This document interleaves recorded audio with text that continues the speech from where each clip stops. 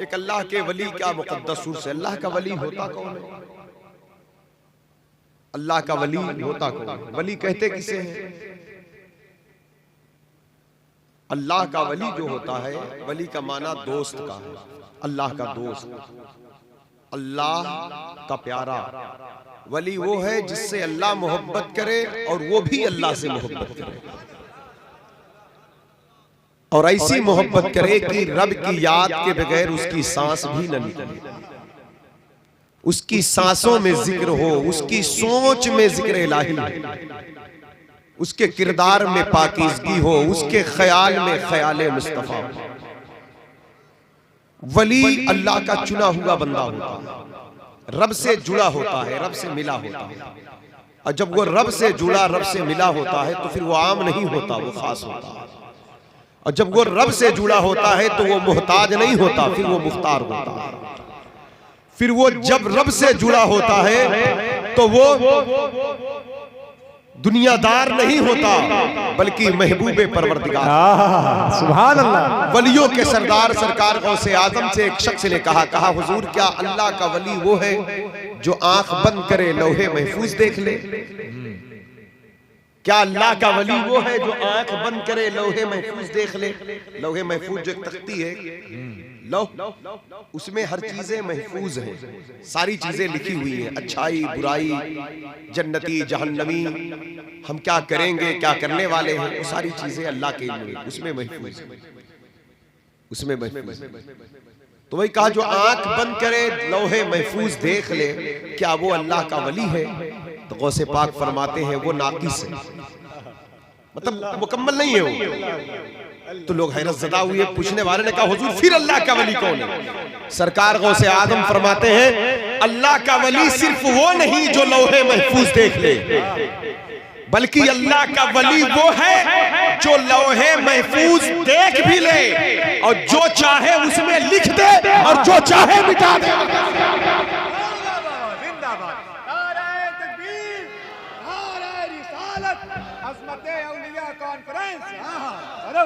फरमाते आला हजरत खुद गौसे पाक की शान बयान करते हैं कि हुक्म नाफिज है तेरा, खामा तेरा सैफ तेरी। बेशक बेशक। खामा कलम को कहते हैं, सैफ तलवार को, यानी जो चाहे लिख दे जो चाहे मिटा दे।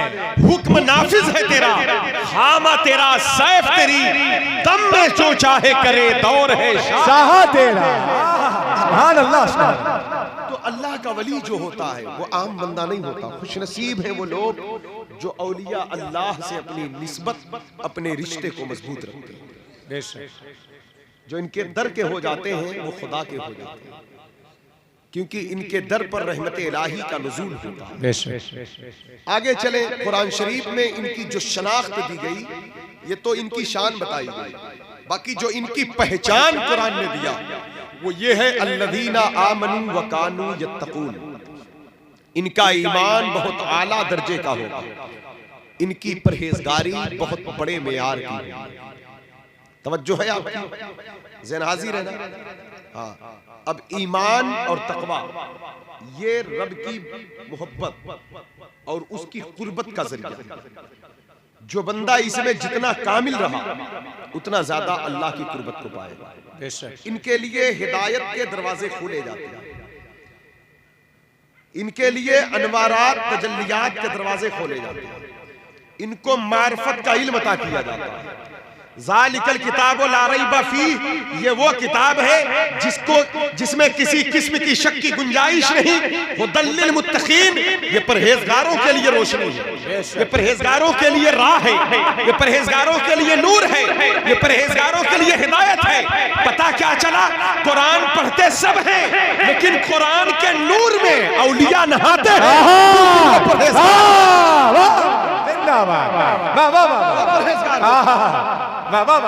इनका तकवा दिखावटी नहीं होता, बेशक ये अपने अमल में बड़े मुखलिस होते हैं। बेशक बेशक। इनका अमल जो होता है इनका जाहिर बातिन ये सिर्फ अल्लाह के लिए। बेशक। इनकी यहाँ तक कि इनका खाना पीना उठना बैठना भी अल्लाह ही के लिए होता है। बेशक। ये नामो नमूद, दुनिया की नुमाइश, रिया, मक्र और फरेब, बुग़्ज़, नाद, हसद, इन सारी चीजों को बहुत पीछे छोड़ जाते हैं। ये खालिस पाक होते हैं, इनका जाहिर बातिन एक सा होता है, इनकी जो जबान होती है वही इनका दिल होता है, इनका जो जाहिरी किरदार होता है वही अंदर के ख्यालात इनके होते हैं। जब इंसान इस मेयार पर उतरता है तो यकीनन उसे अल्लाह का कुर्ब हासिल होता है। अब इस बात पर अल्लज़ीना आमनू व कानू यत्तकून, ईमान और तकवा के बारे में तो बड़ी बड़ी बातें की गई, लेकिन इस पर हुजूर गौसे पाक ने जो बातें बयान फरमाई है उसे सुने, क्योंकि गौसे पाक की विलादत का दिन करीब से करीब तर आ रहा है। बेशक बेशक। हुजूर गौसे आजम की जब पैदाइश हुई थी 29 शाबान थी, चांद रात, यानी चांद जो चांद रात है वही गौस पाक की पैदाइश। वो जो गौसे आजम की पैदाइश हुई थी तो वो 29 का चांद हुआ था। अगर 29 का चांद हो जाए तो वो पैदाइश की रात है, 30 का चांद हो जाए तो वो पैदाइश। क्या कहने हैं, वाह वाह वाह। क्योंकि अगला दिन रमजान, इसलिए फातिहे का एहतमाम करिएगा। बड़े पीर सरकार का, बड़े पीर की विलादत भी अपने आप में एक मकाम रखती है। वलियों के सरदार की आमद, पैदा हुए तो रमजान के चांद का ऐलान कर दिया। दूध काना गौसे आजम मुत्तकी हैरान में, छोड़ा माँ का दूध माहे रमजान में। वाह वाह वाह। ये क्या मिजाज दिया जा रहा है, क्या एक उसूल दिया। कादरी हुए ना, कहा कादरी फकीरों तुम 20-25 साल के हो गए, अभी तक रोजा रखना नहीं सीखे। तुम जिस गौस का लंगर खा खा कर सेहत बना रहे हो वो तो पैदाइशी रोजेदार थे। पैदाइशी रोजेदार थे, मिजाज दिया जा रहा है।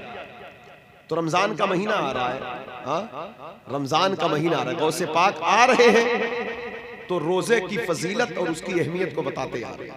बेशक। हुजूर गौसे आजम ने बहुत सारे मसाइल का हल फरमाया और ये ऐलान फरमा दिया कि अल्लाह चाहे तो क्या ना हो जाए।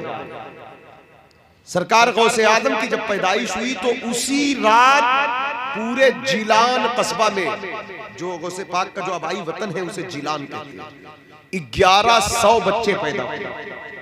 सब के सब बेटे पैदा हुए, सारे के सारे बेटे पैदा हुए, बेटी एक भी नहीं, सब बेटे पैदा हुए। 1100 सब बेटे, सबका एक तरफ से बेटा होना यह भी एक करामत है।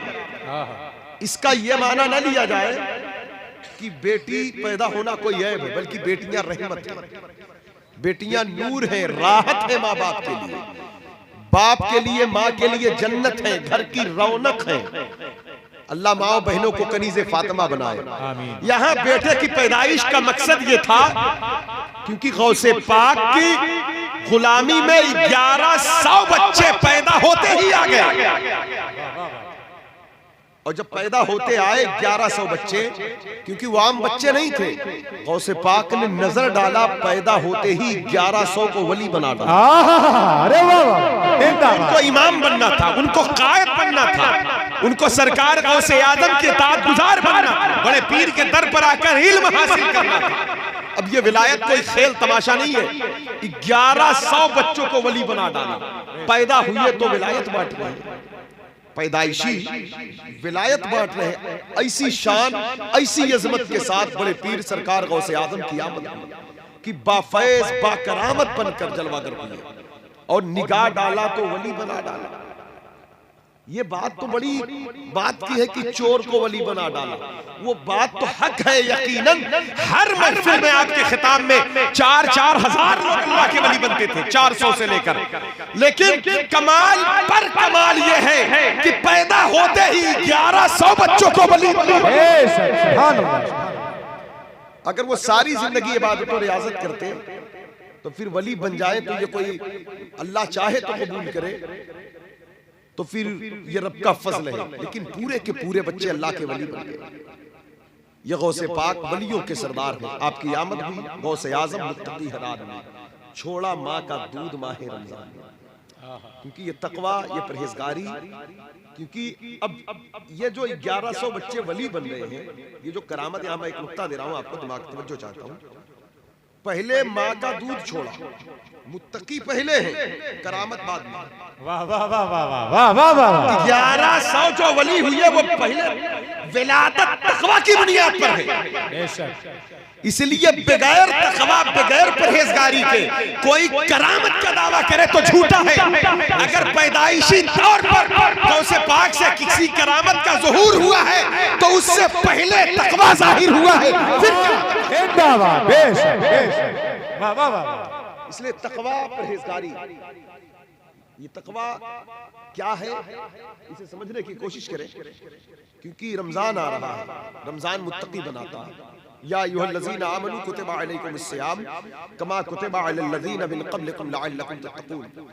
ऐ ईमान वालों, तुम पर रोजे फर्ज किए गए जैसे तुमसे पहले लोगों पर फर्ज थे, ताकि तुम परहेजगार बन जाओ। उसकी वजह क्या है?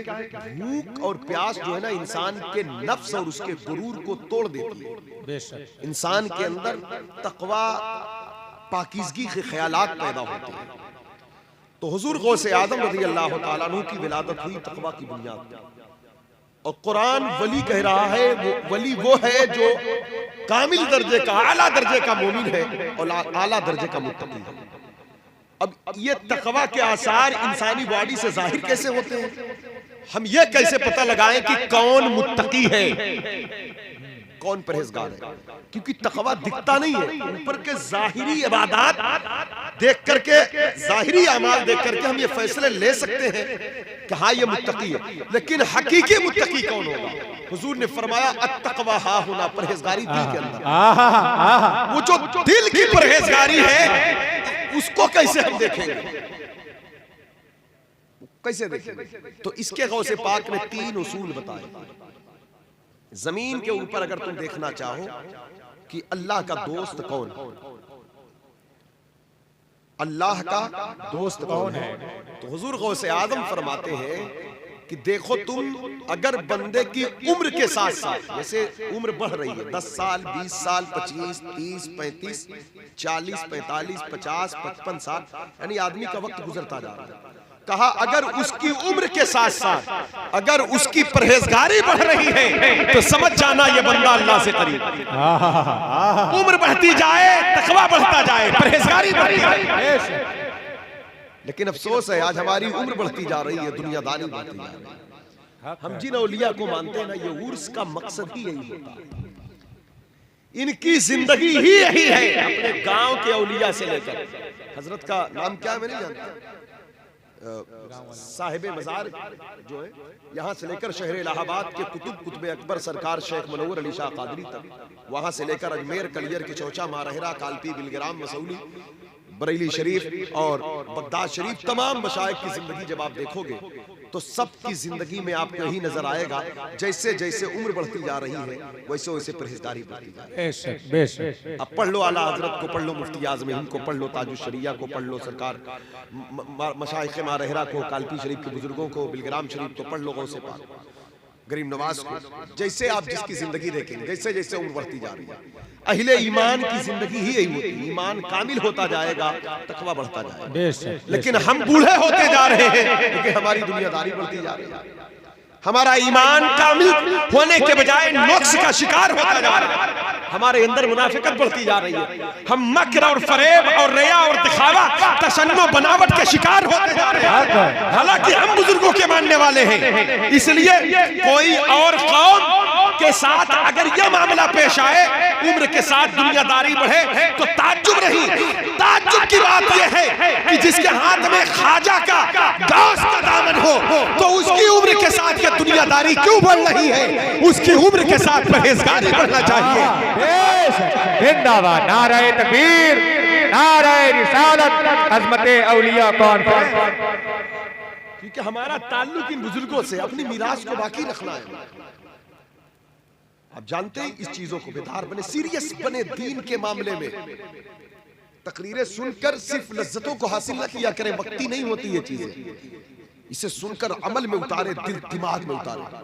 आपके सामने मैं तारीख का एक गोशा रखता हूं, ज़हन हाजिर रखें।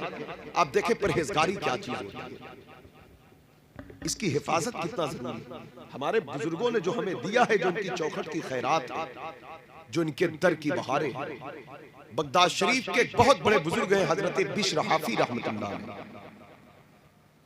उनकी एक बहन नकाब पोश होकर के, चेहरे पर नकाब डाल करके वक्त के इमाम हजरत इमाम अहमद बिन हंबल की बारगाह में हाजिर हुए।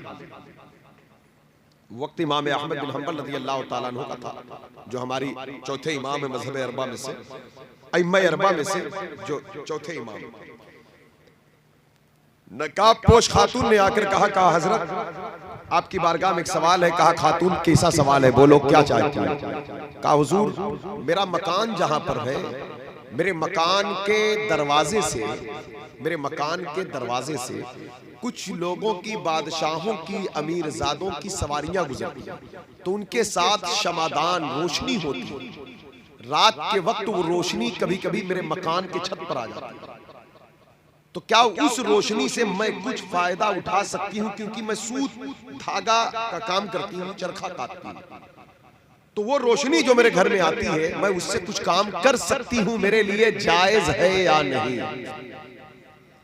सवाल समझे कि नहीं आप? सवाल समझे आप? मसलन हम बाइक लेकर जा रहे हैं, या मौलाना नफीस साहब जा रहे हैं, जो भी कार जा रही है आपके घर के करीब से, कार की रोशनी आपके मकान में आ गई और अंधेरा था, रोशनी हो गई, तो उस रोशनी में जो 1-2 मिनट तक रोशनी है, तो उससे आप कुछ काम कर सकते हैं या नहीं?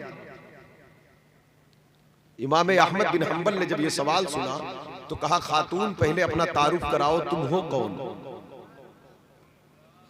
कहा साइल के सवाल का जवाब दिया जाए, ये जानने की क्या जरूरत है मैं कौन हूं।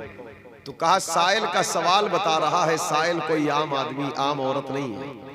यहाँ तो लोग न जाने कितने गरीबों का माल डिकार कर बैठे हैं, खा कर बैठे, डिकार तक नहीं लेते। तुम हो कौन जो इसे पूछने चली आई? भाई रोशनी जा रही है, मकान के अंदर आ गई, कहा हो कौन?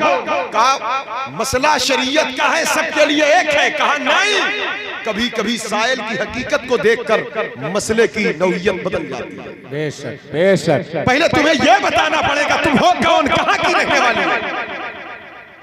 तब उसने कहा अगर ऐसी बात है तो अपने तारुफ के लिए मैं बहुत दूर तक ना जाऊंगी, मैं इसी बगदाद की रहने वाली हूँ, मेरा भाई बिश्र हाफी है। सुभान अल्लाह, सुभान अल्लाह, बहुत बड़े अल्लाह के वली है बिश्र हाफी। कहा मैं बिश्र की बहन हूँ। कहा बिश्र की बहन हो तो रोने लगे, क्योंकि बिश्र के पास आप खुद दुआ के लिए जाते थे। कहा बिश्र की बहन हो तो कहा खातून मुझे माफ करना, कोई और औरत होती या कोई और होता तो मैं कहता कोई बात नहीं, जायज है, इसमें कोई बुरी बात नहीं, लेकिन तुम बिश्र की बहन हो, तुम्हारा भाई बहुत बड़ा मुत्तकी परहेजगार है, तुम पर लाजिम है कि तुम अपने भाई के तकवा को बाकी रखो। बेशक बेशक, वाह वाह वाह। समझ रहे? तुम्हारे खानदान की जो विरासत है, तुम्हारे खानदान की जो परंपरा रही, जो तुम्हारे भाई के तकवा के बदौलत तुम्हारे घर में नूर की बरसात बरसी है, तुम पर लाजिम है कि तुम उसकी हिफाजत करो। बेशक, वाह वाह। तुम बिश्र की बहन हो तो बहन बनकर दिखाओ, उस तकवा के मेयार पर कायम रहो। ये एक वाकया है, लेकिन ये एक वाकया नहीं, ये एक बहुत बड़ा दर्स है। बेशक, समझ रहे ना? हमारे भी अकीदत के बंधन है ख्वाजा की चौखट से, हमारे भी रिश्ते हैं बाबा फरीद से, हमारा भी ताल्लुक है साबिर कलियर से, हमारी भी निस्बतें हैं महबूब इलाही से।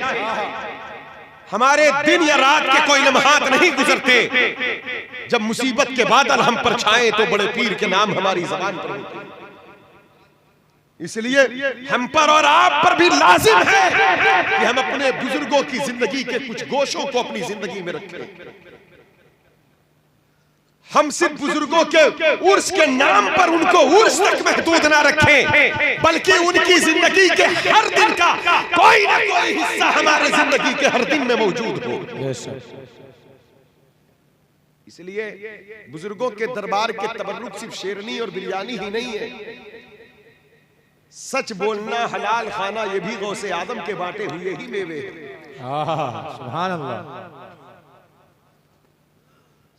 हजरत गिरामी वक़ार, इसलिए इन बुजुर्गों की जिंदगी जब देखें तो ये इस कदर तकवा और ये लोगों के ऐब पर ऐसे पर्दा डालते हैं, ऐसे पर्दा डालते हैं। हजरत शेख हातिम बिन असम एक बुजुर्ग गुजरे, हम तो किसी का ऐब देखें तो फिर उसका राज फाश कर देते हैं, उसको रुसवा करने की कोशिश करते हैं। हजरत हातिम बिन असम औलिया अल्लाह की जिंदगी देखो। आपकी बारगाह में एक खातून आ गई एक सवाल करने के लिए। अचानक सवाल करते करते रिया खारिज हो गई, एक आवाज उठी। औरत जात थी, वो बेचारी शर्मा गई। जब शर्मा गई तो खातून शर्म से कुछ बोल नहीं पा रही। फिर आपने कहा क्या बात है, बोलो तुम। तो बोलती, कहा और जोर से बोलो। कहा हजरत जोर से बोल रहे हो। तो हजरत ने कहा मैं कम सुनता हूं, और जोर से। मतलब बहरे नहीं थे, खुद को बहरा बना डाला। तवज्जो चाहता हूं, बहरे नहीं थे, खुद को बहरा बना डाला। उसने बहुत जोर से जब कहा तब आपने उसके सवाल को सुना, उसका जवाब दिया, उसके लिए दुआ की। तो उस खातून को ये इत्मीनान हो गया कि जब इतनी जोर जोर की आवाज ये नहीं सुन रहे हैं तो मैंने रिया खारिज किया, वो कहां सुने होंगे। तो उसकी जो शर्म थी, औरत जात, वो शर्म हो गई। मतलब एहसासे निदामत से उसकी निगाह ना झुके, वो शर्मिंदा ना हो। और एक दिन के लिए बहरे नहीं बने, सारी जिंदगी अपने आप को बहरा बना के रखा। कहीं ऐसा ना हो कि वो खातून सुने मैं बहरा नहीं था, वो जब भी सुनेगी उसे शर्मिंदगी हो जाएगी। इसलिए मैं नहीं चाहता मेरी वजह से कोई खातून कोई सैयदा बीबी फातिमा ज़हरा की कनीज मेरी वजह से निदामत का शिकार हो। इसलिए सारी जिंदगी अपने आप को नारे तकबीर, नारे रिसालत, अज़मते औलिया कॉन्फ्रेंस, मसलके आला हज़रत। वाह वाह वाह। लोगों की इज्जत नफ्स की ऐसी हिफाजत किया है अल्लाह वाले। आज हम इनको सुनते नहीं, इनको पढ़ते नहीं। हम सिर्फ बुजुर्गों को चादर, मज़ार, फूल, फातिहा यहीं तक जानते हैं। ये सारी चीजें मोहब्बत के इजहार ये करना चाहिए, उनके दर पे आओ, ये सारी चीजें। लेकिन अपने बुजुर्गों की तालीम, उनकी सीरत को पढ़ें, फिर उसको अपनी जिंदगी के अंदर दाखिल करें, अपने वजूद के अंदर दाखिल करें। ये कितने पाकीज़ा लोग, कितने बड़े लोग होते हैं, कितने आला ख्यालात के मालिक होते हैं। ये कभी किसी का सर नीचा नहीं होने देते, ये कभी किसी को एहसासे निदामत का शिकार नहीं होने देते। ये लोगों के ऐब पर ऐसे पर्दा डालते हैं कि बंदा खुद अपना ऐब उतने अच्छे तरीके से नहीं छुपा पाएगा, क्योंकि ये सिफते सत्तारी के मजहर होते हैं। हजरात गिरामी वक़ार, तो इसी तरह हुजूर गौसे पाक ने फरमाया जब बंदे की उम्र बढ़ती जाए तो उसकी ये सोच, ये फिक्र सब बुलंद होती जाए। मतलब उसके एहसासात आला होते जाए, उसके ख्यालात में पाकीज़गी, उसकी तबीयत में नूर पैदा होता है, वो लोगों के दुख दर्द का सहारा बनता जाए। नमाज, रोजे, हज्जो, ज़कात ये तो है ही है, इसके साथ साथ उसका दिल मुत्तकी होता जाए, उसके दिल से बुग़्ज़-ए-नाद, हसद, नफरतें दूर होती जाए। वो लोगों के राहों में कांटे डालने वाला ना हो, बल्कि मखलूक़े खुदा के लिए वो आराम बन जाए, राहत बन जाए।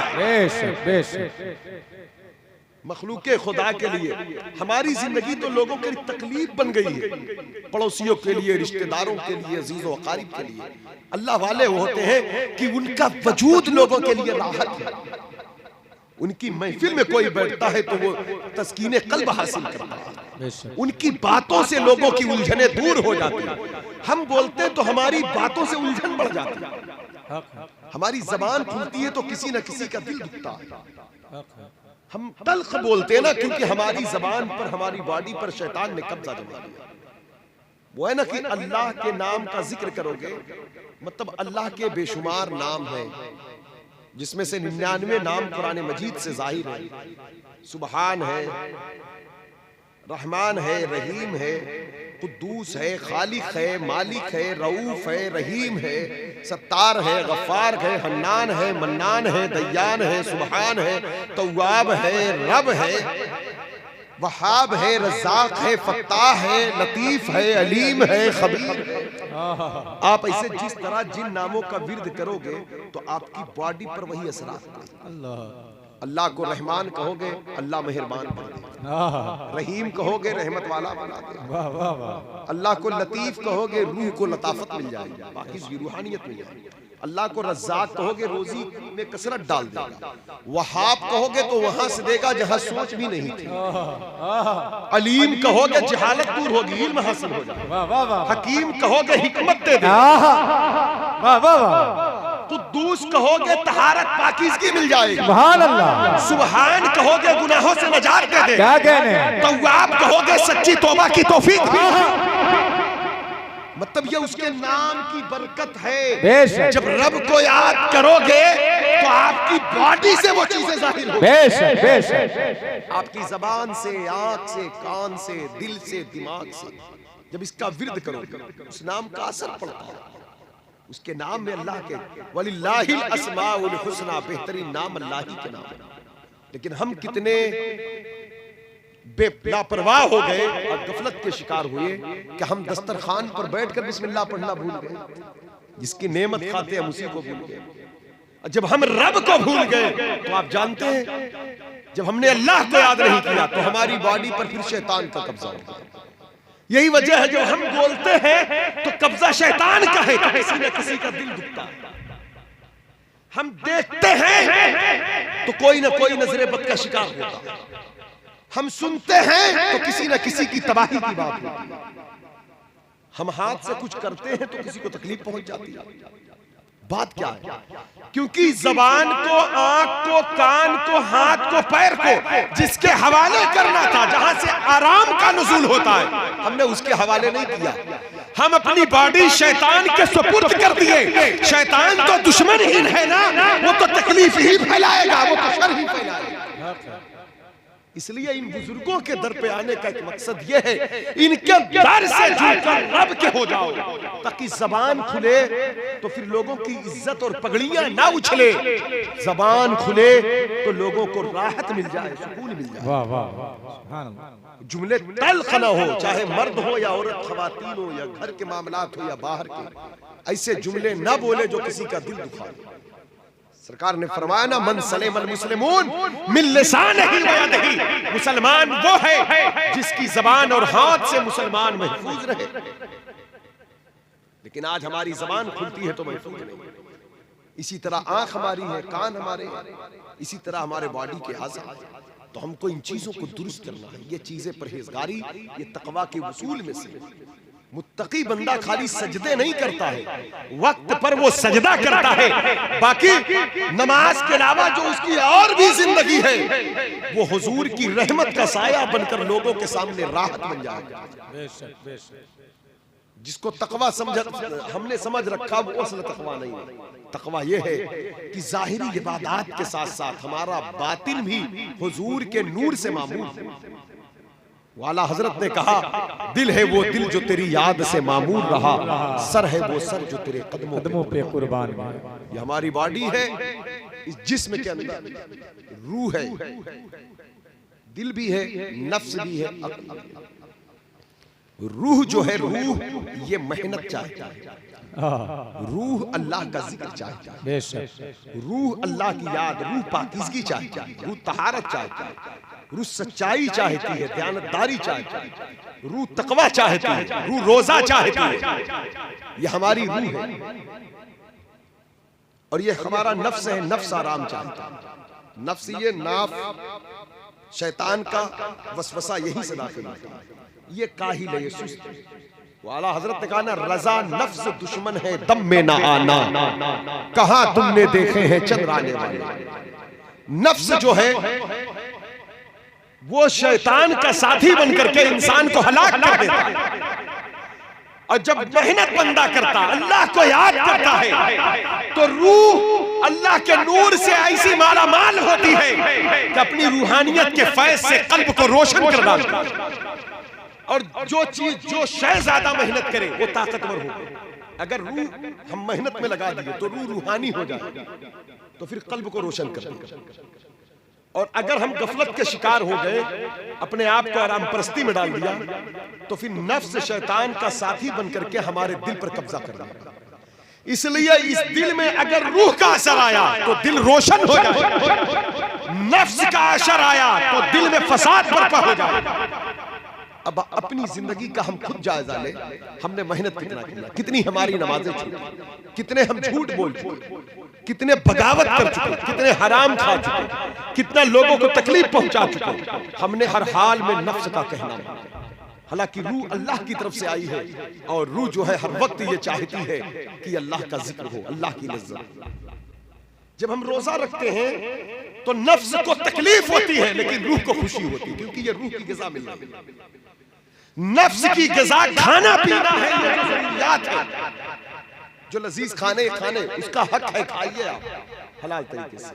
लेकिन हम वहीं तक महदूद हो गए, जब नफ्स की ग़िज़ा रोटी चावल सब्जी दाल है तो रूह की ग़िज़ा अल्लाह अल्लाह है, कुरान की तिलावत है, सजदा है, सदका खैरात है। तो इसलिए हमने दुनिया की नेमतें खा खा कर नफ्स को तो मजबूत कर दिया, रूह को हमने कमजोर कर दिया। यही वजह है कि नफ्स हम पर गालिब आ गया। हमें चाहिए था हम जो खाते हैं, नफ्स की लिए ग़िज़ा जो खाते हैं वो लज्जत हासिल करता है, उससे ज्यादा हमें अल्लाह की जिक्र करना चाहिए ताकि नफ्स के असरात दिल पर ना आने पाए, रूह की रूहानियत ही दिल की तरफ जाए, रूह की रूहानियत ही दिल की तरफ जाए ताकि ये दिल रोशन हो जाए। बात समझ में आ रही है? तो लिहाजा इसलिए अपने आप को तैयार, गौसे पाक ने ही कहा उम्र बढ़ती जाए परहेजगारी बढ़ती जाए।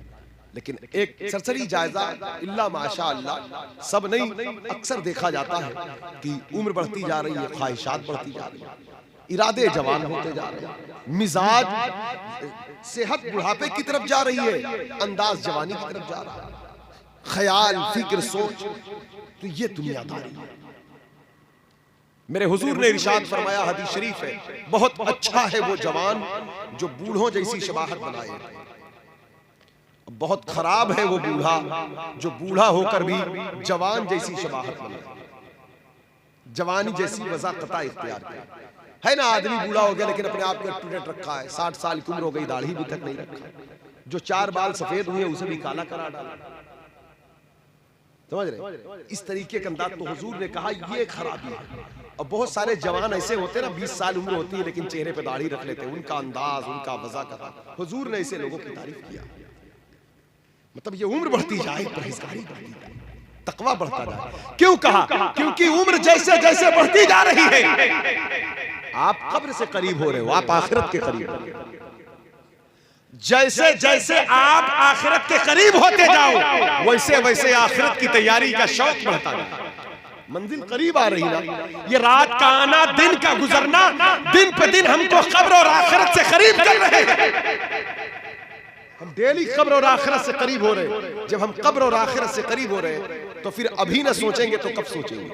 इसलिए 1000 साल तकरीबन पहले गौसे पाक ने जगाया था और कहा था कि परहेजगार तकवा मुत्तकी वो है, अल्लाह का वली, अल्लाह का दोस्त वो बंदा है कि उम्र बढ़ती जाए, परहेजगारी बढ़ती जाए। और औलिया के हम गुलाम हैं तो हमारे अंदर भी इसके असरात होने चाहिए। बोले होने चाहिए कि नहीं? हमारे बॉडी में इसके असरात होने चाहिए कि उम्र बढ़ती जाए, परहेजगारी बढ़ती जाए, होना चाहिए कि नहीं? बोले तो बोले इंशाअल्लाह कोशिश करेंगे, इंशाअल्लाह इंशाअल्लाह नमाज की पाबंदी करेंगे, सच बोलेंगे, हलाल खाएंगे। यहाँ एक बात और बता दूं, एक वाकया बहुत मशहूर होता है, मैं अक्सर अपनी तकरीरों में वो 2 जुमले बोलता हूँ, बार बार बोलता हूँ, मैं इसलिए बोलता हूँ ताकि कोई अमल करे तो इसकी बरकत मुझे भी मिले, उसे भी मिले। आम हो गौसे पाक की बातें, उनकी तालीमात। गौसे पाक ने 60 डाकुओं को तौबा कराया, सदरी में जो 40 अशरफी की वाकया है ना, आपके वालिद ने 12 साल तक एक सेब खाने के एवज में बाग में मजदूरी किया, है ना, है ना। अब यहाँ बात क्या निकल के आई? दोनों चीजें, गौसे पाक की तालीमात पर 2 चीजों पर बहुत फोकस रहा, यानी तो हर चीज पर रहा, लेकिन ये 2 चीज, सच बोलो, हलाल खाओ, सच बोलो, हलाल खाओ। क्यों? आप कहते हैं मेरे हाथ पर सबसे पहले जो गिरोह तौबा किया है वो मेरी तकरीर सुनकर नहीं, मेरी करामत देखकर नहीं, मेरी सच्चाई देखकर, है ना। वो डाकुओं ने कहा था तेरे पास क्या है, तो कहा 40 अशरफी है। वो हैरान हो गए, लोग तो माल छुपाते हैं, ये बता रहा है। तो गौसे पाक ने कहा मुझे जो तालीम दी गई वो यही दी गई है। अम्मी ने कहा था बेटे कभी झूठ ना बोलना। गौसे पाक के गुलामों, एक अल्लाह के वली के उर्स में बैठे हो, इसलिए मैं आपकी बारगाह में गौसे पाक का ये तबर्रुक लेकर हाजिर हूँ, आप इसे कबूल करो। हम भी अहद करें कि बड़े पीर के गुलाम हैं, इंशाअल्लाह भले हमारा नुकसान हो जाए हम झूठ नहीं बोलेंगे। कभी कभी झूठ बोलने में कुछ तकलीफ लगती है कहीं कहीं, लेकिन याद रखना जब सच बोलने में कुछ तकलीफ होती है कहीं कहीं, लेकिन याद रखना जब आप सच बोलोगे बज़ाहिर तकलीफ नजर आएगी, लेकिन अल्लाह की मदद आपके साथ है। आपका सच्चाई के एवज में कभी आपका नुकसान नहीं हो सकता। कि आप देखें ना, गौस पाक ने जब सच बताया तो जिन लोगों के माल लूट गए थे वो भी वापस मिल गए, जो लूटने आए थे वो भी तौबा करके अल्लाह के वली बन गए। तो बज़ाहिर तो सच बोलना मुश्किल था, लेकिन जब बोल दिया सच तो उसकी बरकत कैसे जाहिर। और ये सच की बरकत सिर्फ वहीं तक नहीं है, कयामत तक जहां भी आप सच बोलोगे आपको उसकी बरकत नजर आएगी। कारोबार हो, तिजारत हो, खरीदो फरोख्त हो। इसलिए सच्चाई ईमान का हिस्सा है, झूठ कुफ्र का हिस्सा है, झूठ कुफ्र का हिस्सा है। तो लिहाजा सच को अपना इंशाअल्लाह। दूसरी बात, सरकार गौसे आदम फरमाते, मैं उस बाप का बेटा हूं जिसने एक सेब को हलाल करने के लिए 12 साल तक मजदूरी किया है ना। एक बहता हुआ सेब खा लिया था, है ना।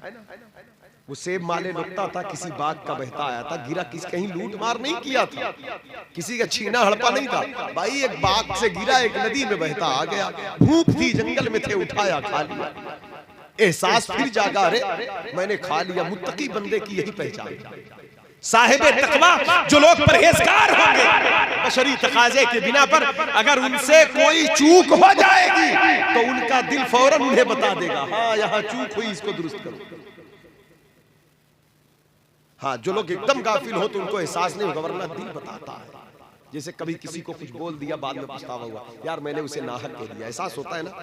जब एहसास हो तो उससे माफी, हाँ मैं जाग गया, क्योंकि दिल जो है ना ये जगाता है, छिछोड़ता है, तुमने ये गलत किया, इसे हम गौर नहीं करते। जैसे हम कहीं जा रहे, किसी को नाहक गुस्से में कभी आए, घर में किसी को बोल दिया, जज्बा इंसान का वक्ती तो, लेकिन 10-20 मिनट बाद जब मिजाज नॉर्मल होता है, यार मैंने गलत किया, तो उसको अंदर ही तक, हाँ जिस जहां बोला, भले बीवी है, बच्चे हैं, माँ बाप है, मैंने यहाँ गलत कहा था, मुझे अल्लाह के वास्ते माफ कर। अच्छे बंदे की ये पहचान है ना। इसमें कोई दिल जगाता है। सरकार फरमाते, इस्तफ्ते बिलक़ल्ब, सबसे बड़ा मुफ्ती तुम्हारा दिल है। अगर तुम मोमिन हो तो तुम्हारे दिल के अंदर अल्लाह की तरफ से हक बात का इल्का किया जाएगा। अगर तुम महसूस करो, अगर तुम एहसास करो, तुम्हारे दिल के अंदर ये बात डाली जाएगी, तुम्हें एहसास दिलाया जाएगा। तुम गलत करोगे तो तुम्हारे अंदर बेचैनी होगी, दिल छिछोड़ेगा, ये गलत है, सुकून नहीं मिलेगा। अच्छे काम में सुकून दिया जाए। काना ला बिज़िक्रिल्लाह तत्मइन्नुल क़ुलूब, अल्लाह, दिलों का इत्मीनान अल्लाह के जिक्र में है। तो मतलब जितने भी अल्लाह के काम है, जिक्र का मतलब जो भी आप शरीयत की रोशनी में खैर और भलाई के काम करते हो, ये सब जिक्र में शामिल है। ये सारे काम कल्ब के अंदर सुकून देने वाले। किसी का 10 रुपया लूट कर खा लिया, ये उलझन दे देगा। अपना 10 रुपया किसी गरीब को दे दिया, ये सुकून दे देगा। दिमाग में रखिएगा इस बात को। आपने किसी की मदद कर दी तो ये आपके दिल के सुकून का जरिया है, और किसी का नाहक खा लिया तो वो झिझोड़ेगा, उलझन डालेगा। क्योंकि अगर अल्लाह की याद में सुकून है तो अल्लाह की नाफरमानी में उलझन भी मौजूद है।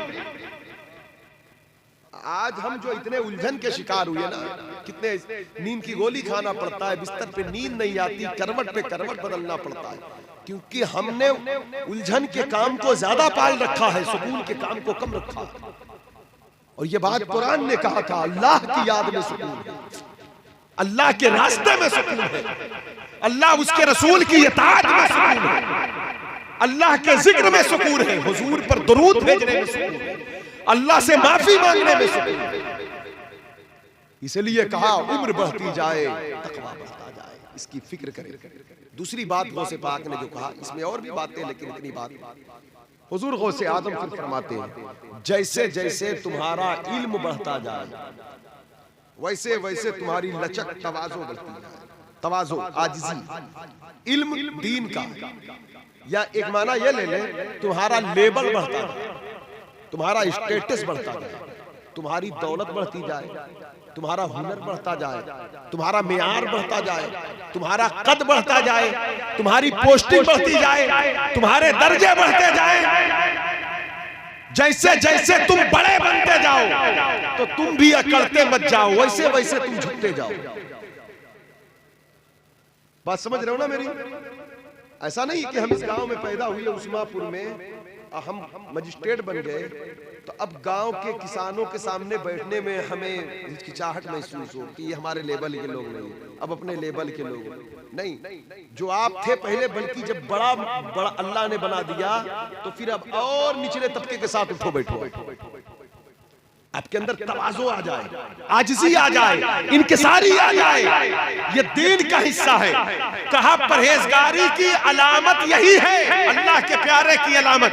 वो बड़े बनते जाते हैं और झुकते चले जाते। दुनियादार की पहचान ये है कि उनको दर्जा मिलता जाता है, वो अकड़ते चले जाते हैं, भूलते चले जाते हैं, अपने आगे किसी को समझते नहीं, यानी वो तकब्बुर के शिकार हो जाते हैं।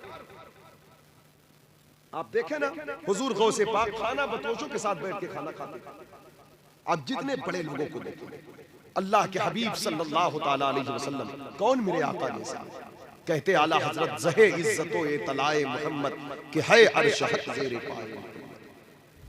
अर्श हक है मसनदे रिफात रसूलुल्लाह की, देखनी है हश्र में इज्जत रसूलुल्लाह की। ये मेरे नबी की शान।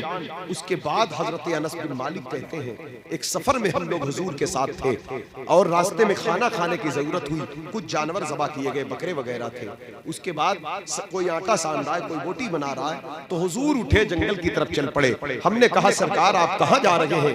कहा लकड़ियां लाने। कहा आका लकड़ी हम ला लेंगे, आप कहाँ तशरीफ ले जाते हैं? आप आराम फरमाएं। सरकार फरमाते हैं अल्लाह पाक इस बात को पसंद नहीं करता कि कोई शख्स अपने साथियों में बड़ा बनकर बैठा रहे, उनके काम में हाथ ना बटाए, बल्कि अल्लाह को यह पसंद है तुम्हारे छोटे हो या बड़े, जब वो कोई काम करते हो तो तुम्हें चाहिए तुम भी उनके कामों में हाथ बटा लो।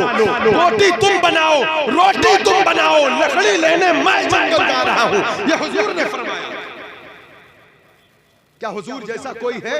हुजूर के मिस्ल कोई है? हुजूर के बराबर कोई है? मेरे नबी की शान तो ये है, तेरा कद तो नादिर दहर है, कोई मिस्ल हो तो मिसाल दे, नहीं गुल के पौधों में डालियां की चमन में सर्वे चमान है।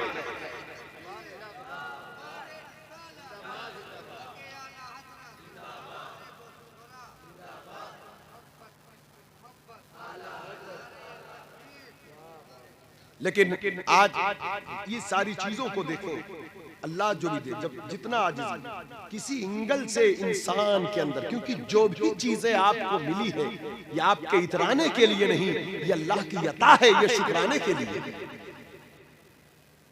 भाई अल्लाह की अता है, हमारी आंखों की रोशनी ये हमारी अपनी नहीं है, ये अल्लाह की अता है। हमारी सूरत हो, हमारी दौलत हो, ये कुर्सी, ये मनसब, ये जुब्बा, ये मामा, ये तकरीर, ये खिताब, ये इल्म, ये आपका स्टेटस, ये लेवल, ये दौलतें, ये कोई पैदाइशी लेकर नहीं आया था, ये तो अल्लाह की अता है। जब अल्लाह की अता है तो अल्लाह सबका है। जब अल्लाह सबका है तो अल्लाह के बंदों के सामने इसका रोब ना जमाया जाए, बल्कि अल्लाह के सामने इसका शुक्र अदा किया जाए। अल्लाह के बंदों के सामने बंदा बनकर रहा जाए, जैसे सब बंदे। ये इस्लामी जिंदगी का उसूल गौसे पाक ने कायम फरमाया। बुजुर्गों के मानने का मतलब ये है, इनका फैजान, इनकी बरकतें बहुत है, ये तो बड़ी शान वाले हैं, ये तो तकदीरों को बदल देते हैं, ये जिंदा है अपनी मज़ारों में। लेकिन इनका फैज कामिल तौर पर हम लोग इसलिए हासिल नहीं कर पाते, इन्होंने जिंदगी के जो उसूल छोड़े थे हम उससे हट गए। हम मानते हैं इनको, लेकिन जो इनके जिंदगी के उसूल, जो तालीमात थी, हम उस पर 1% भी कायम नहीं है सही तरीके से, वरना इसकी बड़ी बरकतें हमें हासिल मज़ाराते औलिया से। एक और आखिरी बात आप समाप्त करें। सरकार गौसे आजम ने एक बात और फिर कहा, जैसे जैसे अल्लाह के जो नेक बंदे हैं, जैसे जैसे उनका फक्र बढ़ता जाए, फकीरी फक्र, जैसे जैसे फक्र बढ़ता जाए वैसे वैसे उनकी सखावत बढ़ती जाए। देखिए, हम अगर 100 रुपया हमारे पास है तो उसमें से 10 रुपया देना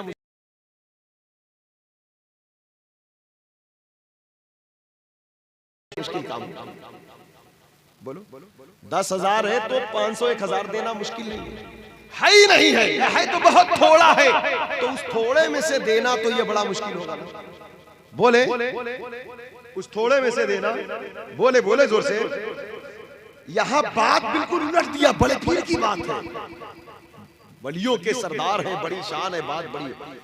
मतलब जुमला तो यह होना चाहिए कि जैसे जैसे दौलत बढ़ती जाए सखावत बढ़ती जाए, माल बढ़ता जाए तो फिर वो गरीबों की इमदाद बढ़ती जाए, यही होना चाहिए ना। लेकिन यहां ये नहीं है, ये करना आसान है, ये करना आसान। कहा फक्र बढ़ता जाए फिर सखावत बढ़ती जाए, क्योंकि अल्लाह से जो मोहब्बत करने वाला बंदा होगा, अगर वो फख्र की हालत में भी होगा तब भी वो लालची नहीं होगा, उसके हाथ में कम होगा, वही अल्लाह की रहमत पेश करता है। ये अल्लाह की मोहब्बत। असल मालदार वो नहीं है जिसके हाथ में दौलत बहुत ज्यादा, असल मालदार वो है जिसके दिल से लालच खत्म हो जाए।